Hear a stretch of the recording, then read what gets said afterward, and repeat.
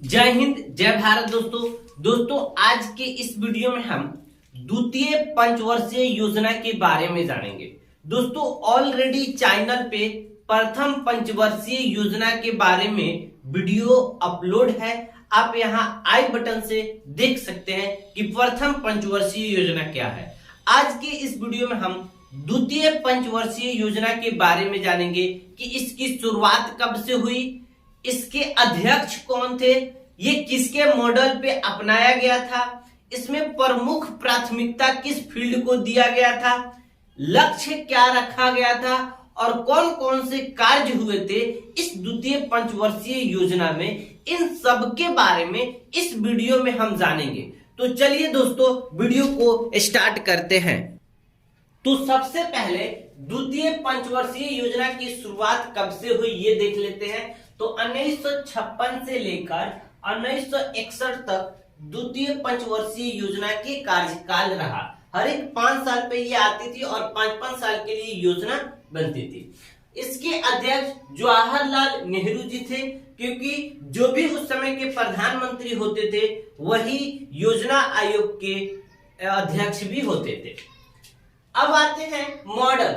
महालनोबिस के मॉडल पे द्वितीय पंचवर्षीय योजना को लागू किया गया। ये महालनोबिस कौन है? तो ये भारत के बहुत ही प्रसिद्ध अर्थशास्त्री एवं सांख्यिकी थे और इन्हीं के मॉडल पे द्वितीय पंचवर्षीय योजना को लागू किया गया और हर एक साल 29 जून को इनके जन्मदिन पर ही सांख्यिकी दिवस के रूप में भारत मनाता है। अब आते हैं इसमें प्रमुख प्राथमिकता क्या क्या रखा गया इस योजना में, ये देख लेते हैं। तो औद्योगिक विकास या औद्योगिक उत्पादन के क्षेत्र में प्रमुख प्राथमिकता दिया गया, क्योंकि इसके द्वारा ही घरेलू उत्पाद हो सके, इसलिए इसको प्रमुख प्राथमिकता दिया गया। घरेलू उत्पाद का मतलब कि अपने देश में ही जो भी यूज की जो सामान है वो घर पे ही यानी अपने देश में ही उत्पाद किया जा सके, इसलिए इसको प्राथमिकता दिया गया। क्योंकि उस समय भारत में अधिकतर सामान जो थी बाहर से आयात करनी पड़ती थी और जो अंग्रेज थे वो भी जब आए थे तो भारत में व्यापार के बहाने से ही आए थे, बिजनेस करने के बहाने से आए और यहाँ पे शासन कर बैठे और लोगों पर अत्याचार करते थे। तो उसी चीज को देखते हुए, उस परिस्थितियों को देखते हुए भारत भी ये चाहता था कि किसी विदेशी पर हम लोग पूरी तरह से निर्भर न होकर, पूरी सामान वहां से आयात न करके खुद पे आधार हुए, और इसलिए वो घरेलू उत्पाद को बढ़ावा देने के लिए द्वितीय पंचवर्षीय योजना में औद्योगिक विकास पर की प्रमुखता दिया गया। अब सार्वजनिक क्षेत्र की विकास का भी इसमें प्रमुख प्राथमिकता मिला। अब इसके लक्ष्य क्या थे? तो इसके लक्ष्य थे कि जीडीपी का 4.5 अनुमानित लक्ष्य था, कि हमें अनुमानित लक्ष्य जो रखा गया था कि 4.5% अनुमानित लक्ष्य था प्राप्त करने का, लेकिन प्राप्त कितना किया? तो 4.3% द्वितीय पंचवर्षीय योजना 4.3% जीडीपी प्राप्त किया। इसमें कौन कौन से काम हुए द्वितीय पंचवर्षीय योजना में ये जान लेते हैं।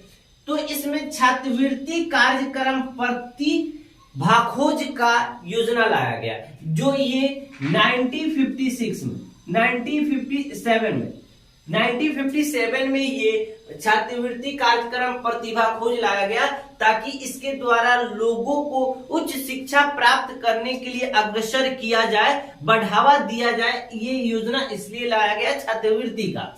उसके बाद भिलाई, आप भिलाई का नाम सुने होंगे, जो रेल की पटरी बनाता है, छत्तीसगढ़ में है। उसके बाद है ये दुर्गापुर का भी आप नाम सुने होंगे कि दुर्गापुर पश्चिम बंगाल में है, जो इस्पात फैक्ट्री है। उसके बाद ये राउरकेला स्टील मिल, और राउरकेला स्टील मिल आप समझते हैं कि उड़ीसा में है, ये भी बहुत बड़ी कंपनी है।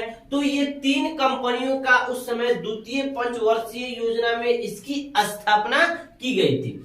राष्ट्रीय आय में 25% की वृद्धि हुई थी, ये सारे जो स्थापना हुई थी कंपनियों का इसके द्वारा।